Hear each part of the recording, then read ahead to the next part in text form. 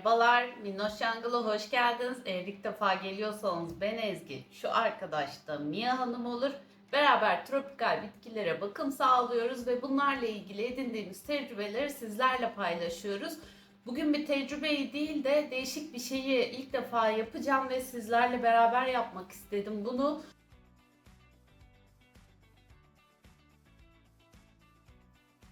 Halihazırda hazırlamış olduğum pet şişeden mospolları size göstermiştim ama bunda şöyle bir sorun var. Gördüğünüz gibi dik durmuyor. Bitki de büyüdükçe bundan kaynaklı olarak bundaki teli çıkartıp yeni bir mospol yapıp ona yeniden bu bitkiyi takmayı planlıyorum. Bakalım nasıl olacak ben de bilmiyorum gerçekten. Hadi başlayalım o zaman.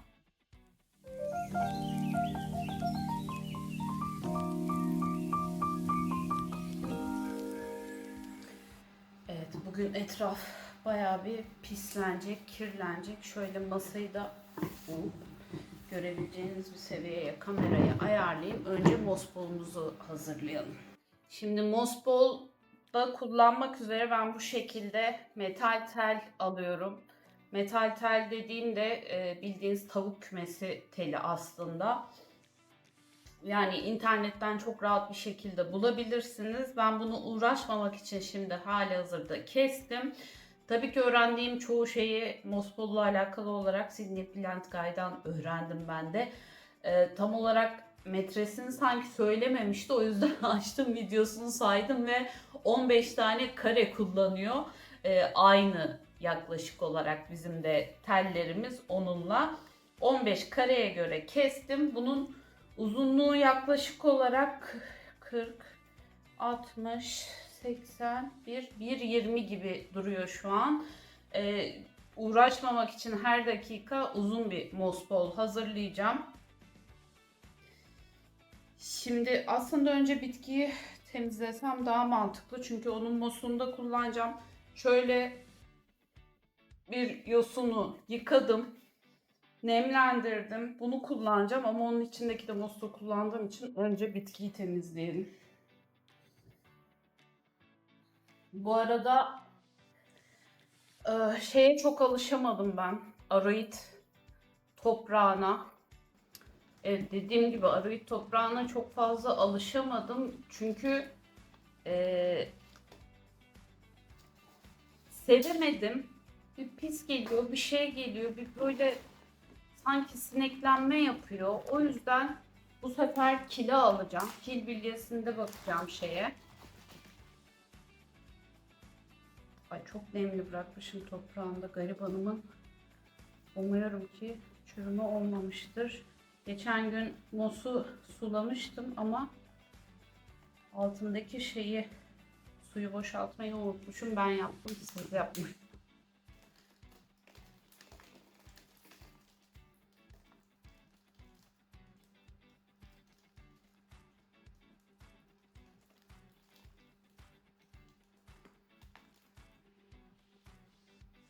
Evet, kök çürümesi de var ne yazık ki. Önce mostan bir temizleyeyim. Sonra çürümüş kökleri temizlemem gerekecek. Birazcık bitki kurtarma şeyine döndü bu video şu an.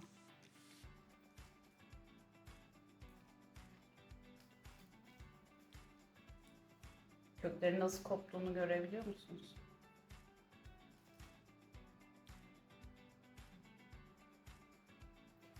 Kamera uzakta, yapacak bir şey yok. Ama sağlıklı kökler de var içerisinde. Onları kurtaracağız. Bugün bayağı gerçekten ciddi anlamda pisleneceğiz yani. Ben şu kökleri bir yıkayayım. Öyle bir kez daha geleyim. Bugün bayağı bir kalkacağım, oturacağım. Yıkayıp geliyorum. Evet, bu kısmı da sizinle paylaşmak istedim. Bakar mısınız? Çürümüş kök olunca işte böyle içerisinden ip gibi kökler çıkıyor. Şimdi kararmış, kurumuş, çürümüş. olan bütün kökleri bitkiden uzaklaştıracağım.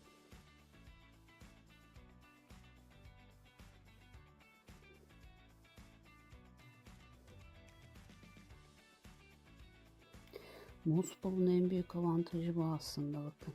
Normalde bitki Mospol'da olmasaydı büyük ihtimalle şimdiye gitmişti ama şu an yeni yaprak veriyor bitki.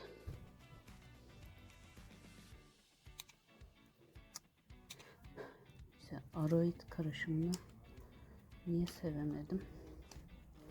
Çünkü yanlış sulama yapıyorum. Yanlış sulama yaptığım için de kök çürümesi sorunu yaşıyorum.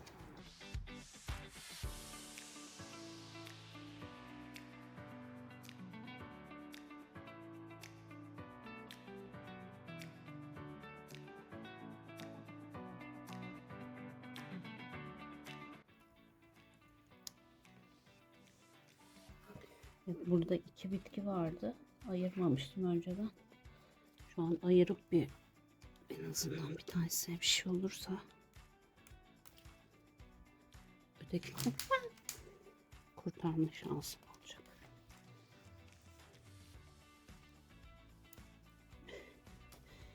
Bir sürü bitkim oldu. Evet. Görüyor musunuz yeni şeyi? Beyaz kökü.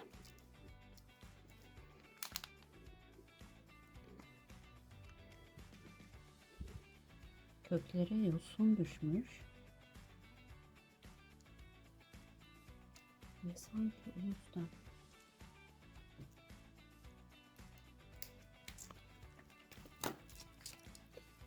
evet, bir de kök kalmadı. Ama aslında bir sürü kökü var muzun içerisinde.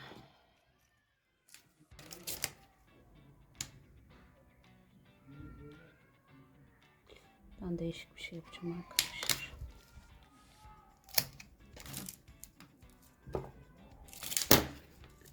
Bu riske atamayacağım. Bebeğin de altını kestim çünkü bu çıkmış olan hava kökleri zaten benim bitkimin devamını sağlayacaktır. Kurtulur mu bilmiyorum ama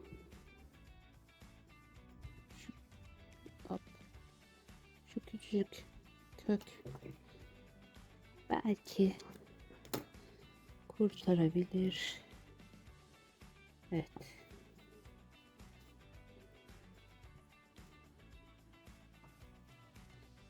Daha varmış, yere atmışım.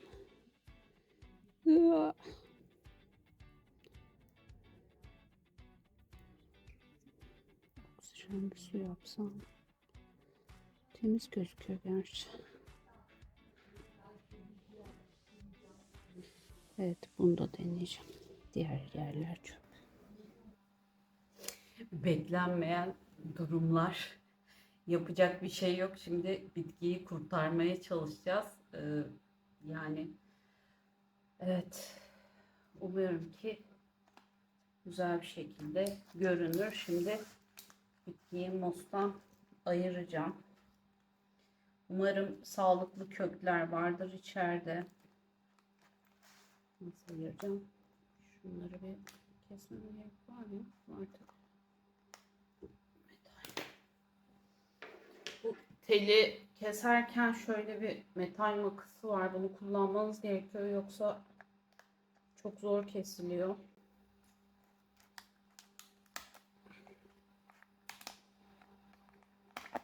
Şimdi ben bu elektrik kabloları takmıştım. Onları kesip açmayı planlıyorum. Yani olabiliyor arkadaşlar, ne yazık ki böyle şeyler. Bu olması da daha iyiydi. Bakmayın, şu an moralim bozuk ama mosun içindeki kökleri görene kadar en azından moralim bozuk. Ama mos içinde de artık kök çürümesi yaptıysam bırakırım ben bunu.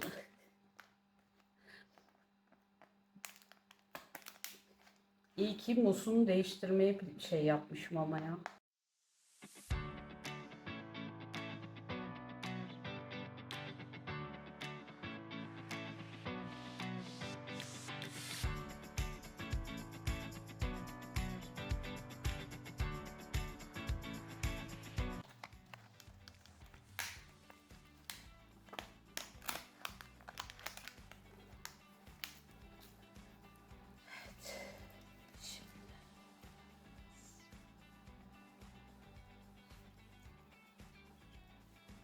Bayağı bir kök içerdi.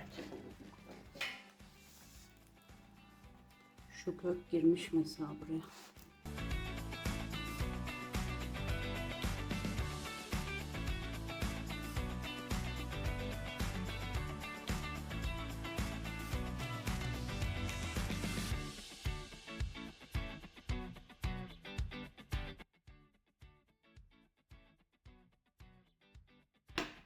Bazen ciddi anlamda düşünüyorum, yani bizim başka işimiz mi yok?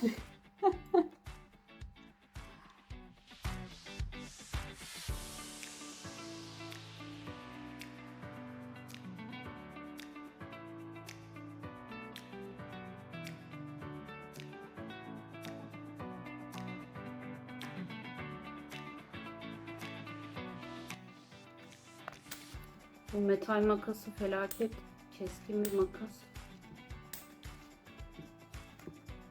Kullanırken lütfen siz de dikkat edin.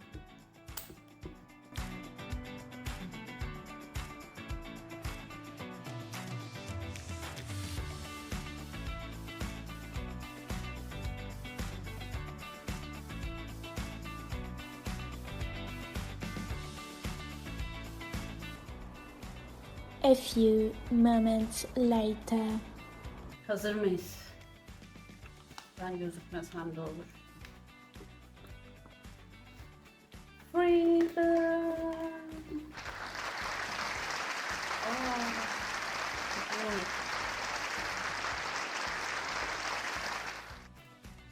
Yedim olamadı. Yuh. Çubuğu unutmamışım. Yani çubuğu da unutmuşum da kökler çubuğa sarılmış.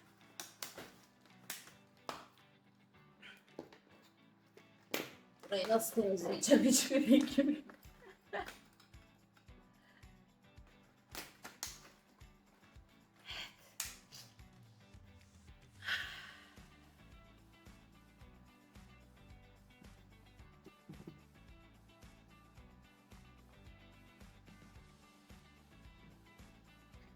Bitkinin son hali. Şimdi yosunu temizleyip köklere bakmam lazım.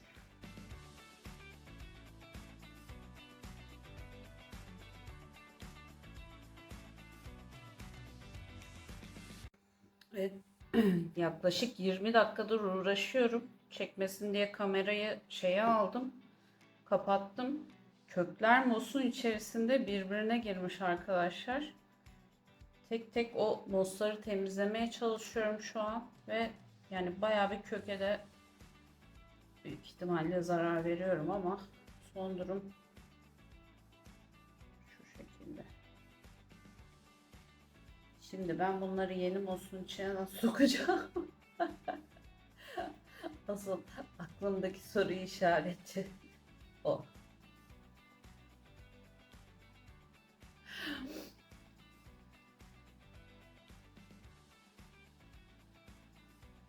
Evet, devam. Şu alttaki kök sistemini, en alttaki saksı içerisine girecek şekilde ayarlayacağım. Saksı köküm olacak. Kalan yerler mos içerisinde.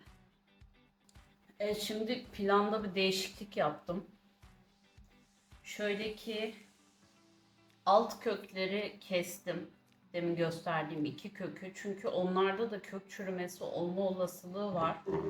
Ayrıca yosunu kökten tamamen temizleyemediğim zaman eninde sonunda kök çürümesi olacak ve köklere yosun çok fena bir şekilde yapışmış. O yüzden değişik bir şey yapacağım ama önce bunu mospola takmamız gerekiyor. Evet, bunu da uzun mospoldan vazgeçtim. Şuna takacağım. Yetecek çünkü boyut olarak. Değişik bir şey yapacağım. Umarım olacak şimdi. Burası saksıya girecek. Şu kadar kısım.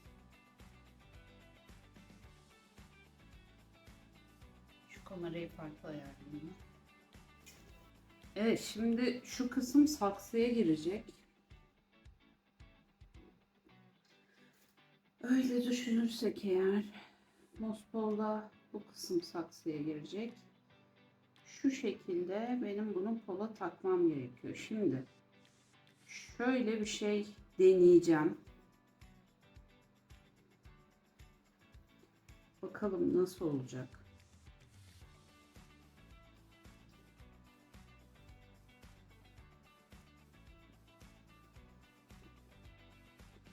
Sidney amca bile yapmamıştır böyle şey.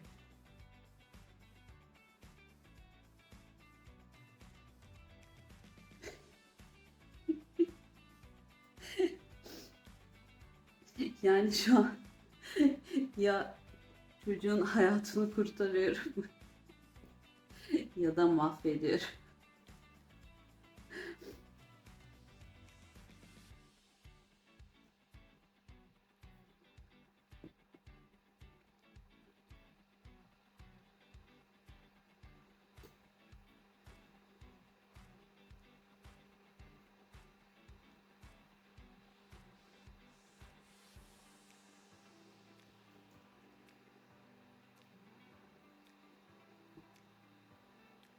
Ya bu kökleri kesmek istemiyorum çünkü.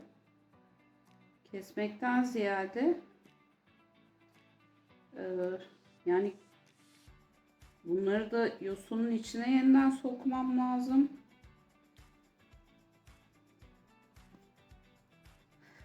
Ama nasıl sokacağımı bilmiyorum. Bu yüzden şu an en mantıklısı bu gibi geliyor bana.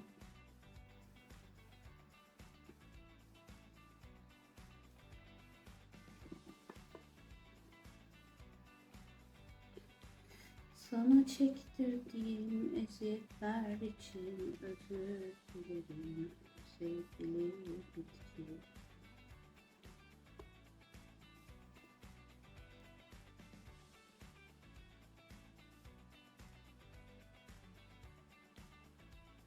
Size normal bir şey göstermeyi çok isterdim, Mospol yapımı. Ama gayet garip bir şey gösteriyorum.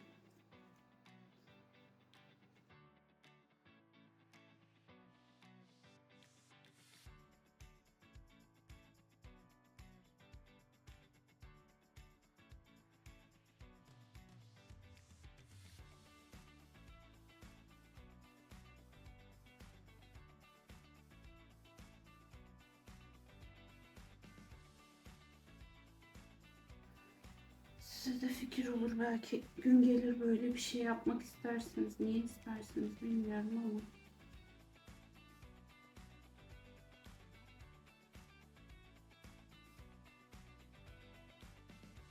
Şu an içinizden bana manyak falan diyor olabilirsiniz. Haklısınız.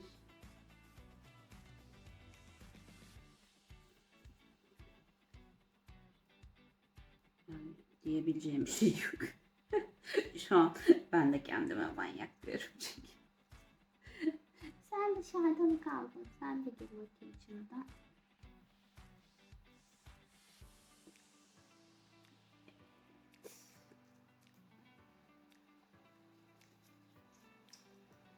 Bence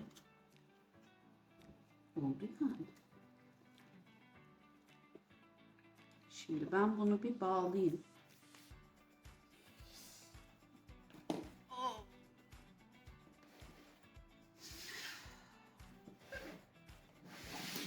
Bitkiyi bir sabitleyelim.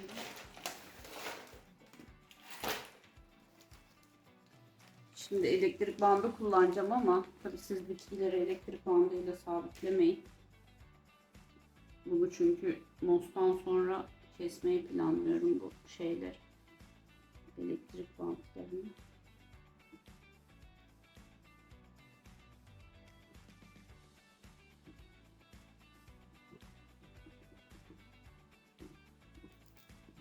Elektrik bandı çok sert olduğu için bitki büyüdükçe zarar verecektir. bitkinin vücudu işte gövdesi genişledikçe zarar verecektir. O yüzden olabildiğince yumuşak şeyler kullanmaya çalışın bitkilerinizi bağlarken.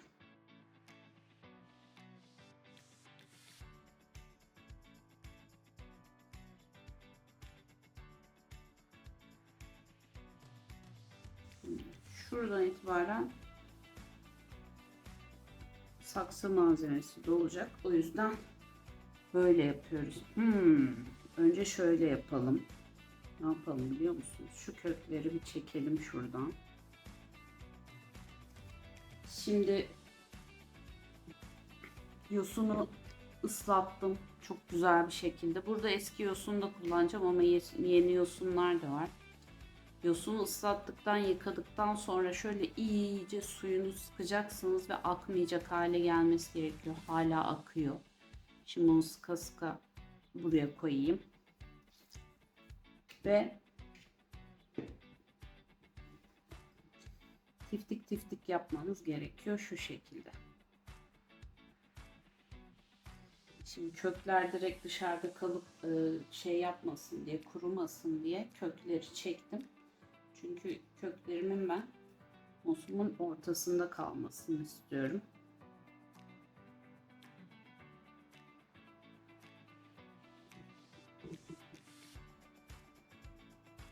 Güzel oluyor ha.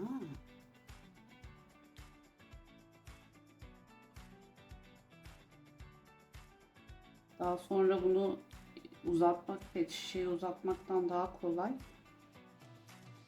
O yüzden şu an aşırı uzun bir şey yapmadım.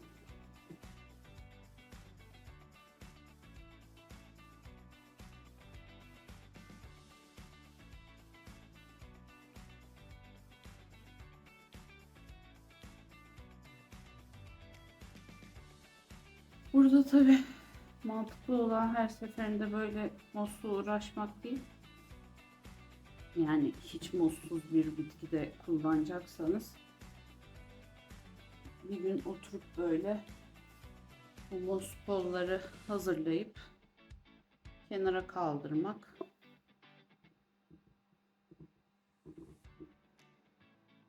sanki oldu.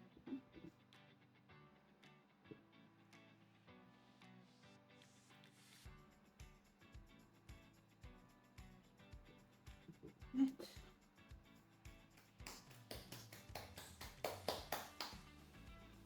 Şimdi gene elektrik.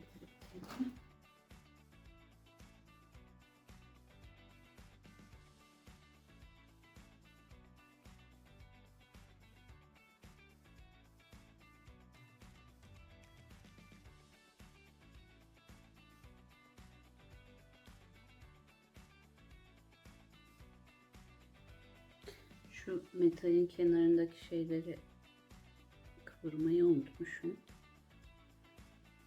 Çok fena kesiyor bir de onlar.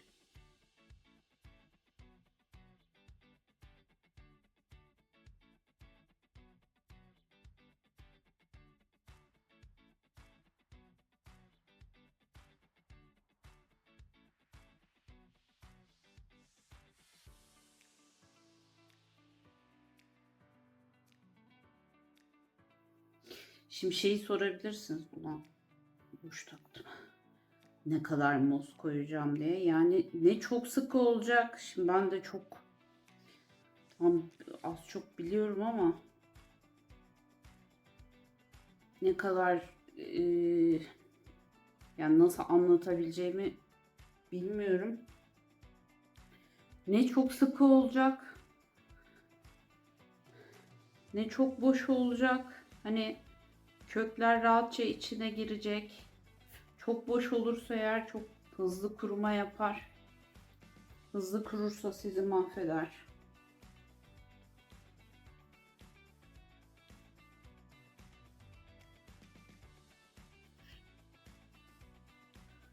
Ona göre ayarlayabilirsiniz şeyleri, muz miktarını, yosunu. Yosun nereden alıyorsun derseniz bir Amazon'da birkaç tane işte paylaşmıştım. Açıklama kısmına da koyarım. Ayrıca Şeyi de çok seviyorum. İnternetten mospol alıp şimdi o internetteki mospolların içerisinde şey oluyor. Hmm, tahta oluyor. Dik dursun diye. Öyle olunca da sizin yosunlar ama kökler yosunun içine giremiyor. Çünkü tam ortasında bir tahta olduğunu düşünün yani. Eninde sonunda bir şeye çarpıyor, duvara çarpıyor. Daha fazla ilerleyemiyor. Ama o mospollardan uygun fiyatlı bulursanız alıp parçalayıp mosunu kullanabilirsiniz. Ben öyle yapıyorum. Yani öyle de yaptım. Evet. Şurada bazı kökler dışarıda kaldı. Senin ucun nerede acaba?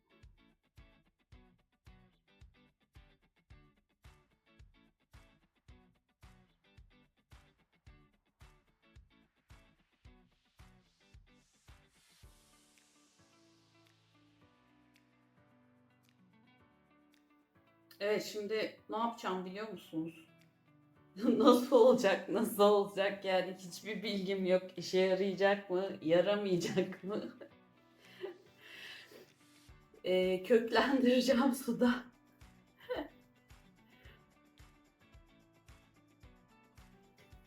Bunu bu şekilde yapacağım.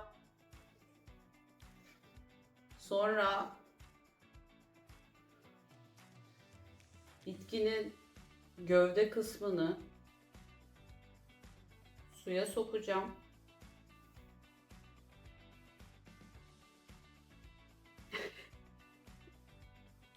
Neden olmasın? Ve bunu da bu şekilde devrilmesin diye buraya yerleştireceğim.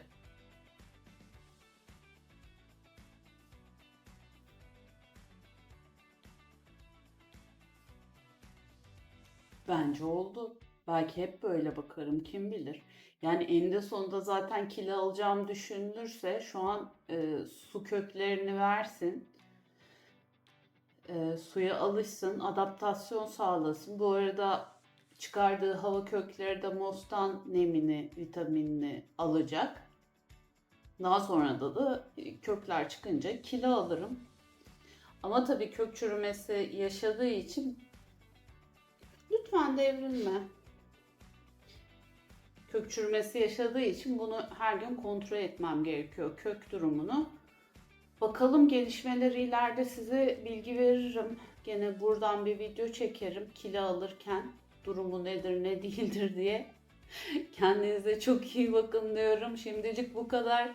Yorumunuz ya da tavsiyeniz varsa aşağıya yazmayı unutmayın. Beğendiyseniz beğenmeyi unutmayın. Değişik bir video oldu.